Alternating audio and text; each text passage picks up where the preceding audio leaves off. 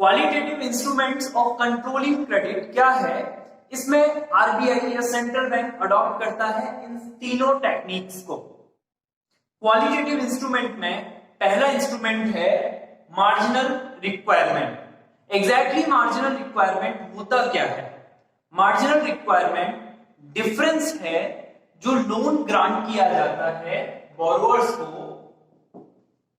जो loan grant किया जाता है बोरोवर्स को, और बोरोवर्स जो लोन लेने के लिए सिक्योरिटीज को ऑफर करते हैं, उस सिक्योरिटी का जो मार्केट वैल्यू है, उस मार्केट वैल्यू और लोन के अमाउंट का जो डिफरेंस है, वो डिफरेंस मार्जिनल रिक्वायरमेंट बोला जाता है। जनरली जो सिक्योरिटी का मार्केट वैल्यू है और जो लोन ग्रांट किया जा रहा है, उन दोनों के बीच का जो डिफरेंस है वो मार्जिन बोला जाता है। सपोज दैट की सिक्योरिटी का मार्केट वैल्यू है 1 लाख और जो लोन ग्रांट किया जा रहा है वो है 80,000। यहां जो मार्जिन होगा वो मार्जिन माना जाएगा 20,000। अगर इन्फ्लेशन का टाइम है, यानी कि मनी सप्लाई ज्यादा है और सेंट्रल बैंक या रिजर्व बैंक क्या करना चाहती है, मनी सप्लाई को कम करना चाहती है, तो वो मार्जिन को इंक्रीज कर देगी, जिससे कि जो लोन की क्वालिटी है, अमाउंट है, उस पर इफेक्ट पड़ेगा। ठीक है, अगर मार्जिन को कर दिया जाए 30,000 तो लोन ग्रांट होगा 70,000। इस तरह से मनी सप्लाई मार्केट में या इकोनॉमी में कम की जा सकती है मार्जिन को बढ़ा के। अगर रिसेशन का टाइम है या मनी सप्लाई कम है, तो उस सिचुएशन में आरबीआई मार्जिन को कम कर देगी, जिससे कि लोन का अमाउंट बढ़ जाएगा और लोग बोरोवर्स एनकरेज होंगे ज्यादा बोरो करने के लिए। और इन्फ्लेशन के टाइम में जब मार्जिन का अमाउंट बढ़ा दिया जाता है तो बोरोवर्स डिस्करेज होंगे ज्यादा लोन लेने के लिए, और इस तरह से इकोनॉमी में मनी सप्लाई बैलेंस होगी रिजर्व बैंक के रोल के थ्रू। अब नेक्स्ट पॉइंट आता है मोरल सुशन। यहां पर आरबीआई या सेंट्रल बैंक प्रेशर क्रिएट करता है, हिंट्स देता है इकोनॉमी के अंदर मनी सप्लाई को कंट्रोल करने के लिए कमर्शियल बैंक्स को, ताकि वो सेंट्रल बैंक की जो पॉलिसीज हैं उनको फॉलो करें। अब हम आते हैं सेलेक्टिव क्रेडिट कंट्रोल। तो इस पॉलिसी के अकॉर्डिंग सेंट्रल बैंक इंस्ट्रक्ट करता है कि इन पर्टिकुलर पर्पसेस के लिए लोन दिया जाए या इन पर्टिकुलर पर्पसेस के लिए लोन नहीं दिया जाए। यहां पर ये नेगेटिव और पॉजिटिव दोनों तरह से वर्क करता है।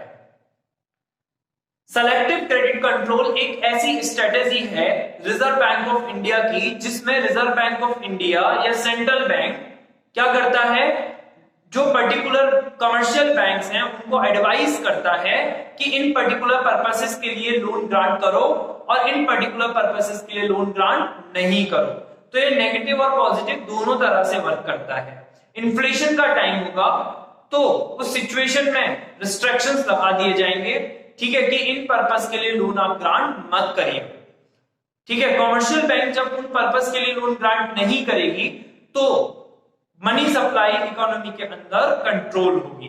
तो ये सब इंस्ट्रूमेंट्स हैं जो आरबीआई या सेंट्रल बैंक के थ्रू अडॉप्ट किए जाते हैं मनी सप्लाई को कंट्रोल करने के लिए, जिनको हमने दो पार्ट में कैटेगराइज कराया है, quantitative instruments and the qualitative instruments. अब हम एक बार रिवाइज करते हैं इन सभी टॉपिक्स को जो हमने इस क्लास में समझे हैं। सबसे पहले मैंने आपको समझाया सेंट्रल बैंक क्या है।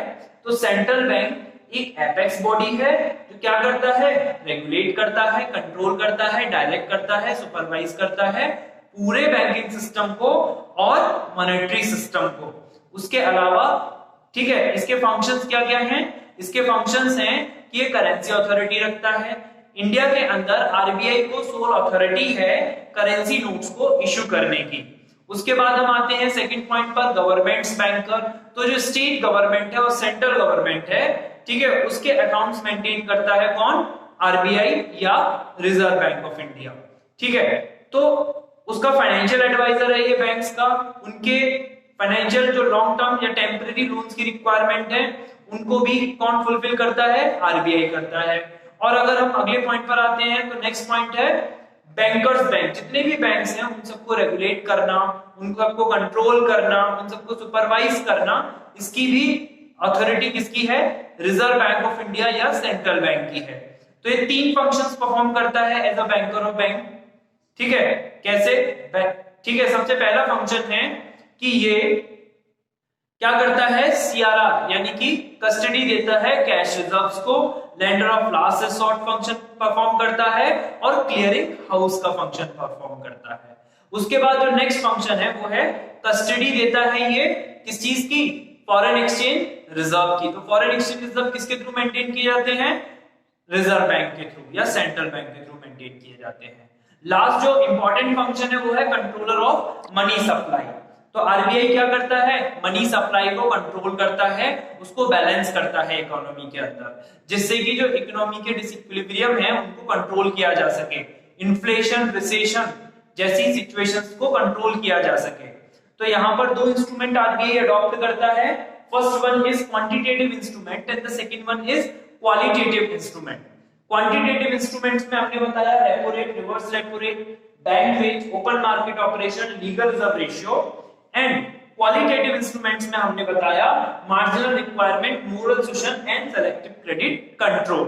तो देखिए यहाँ पर क्वांटिटेटिव इंस्ट्रूमेंट में कौन कौन से आते हैं? रेपो रेट आता है, रिवर्स रेपो रेट आता है, बैंक रेट आता है, ओपन मार्केट ऑपरेशन आता है और लीगल रिजर्व रेशियो, जिसमें रेपो रेट क्या होता है? शॉर्ट टर्म इंटरेस्ट की रेट होता है जो आरबीआई किसको ग्रांट करती है? कमर्शियल बैंक्स को ग्रांट करती है। ठीक है, सेम बैंक रेट क्या होता है? लॉन्ग टर्म फाइनेंस की रेट होता है, ठीक है, जिसे आरबीआई कमर्शियल बैंक्स को ग्रांट करती है।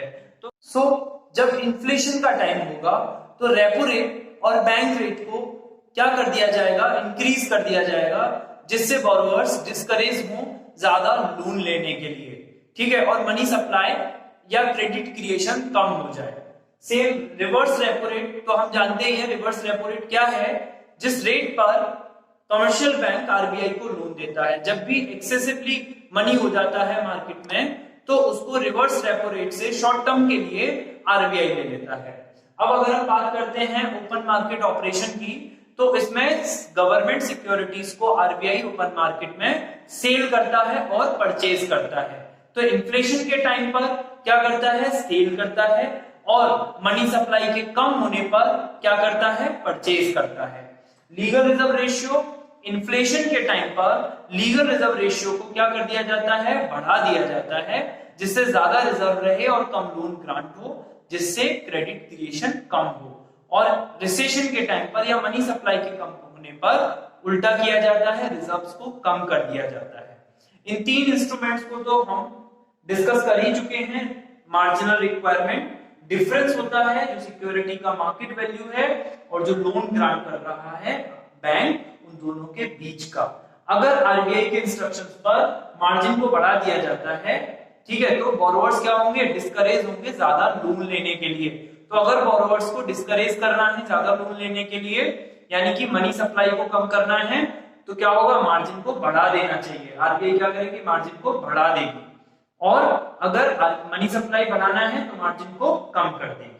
ठीक है, सेम मोरल सुशन है, यहाँ हिंट देती है वो और प्रेशर क्रिएट करती है अपनी पॉलिसीज को मानने के लिए।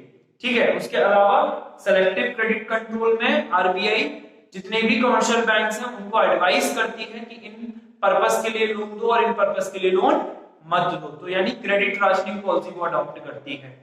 तो हमने आज की क्लास में ये सारे टॉपिक्स को डिस्कस किया। आई होप आपको ये सारे टॉपिक्स अच्छे से समझ आए और हम अपनी नेक्स्ट क्लास में अब नेक्स्ट चैप्टर को डिस्कस करेंगे।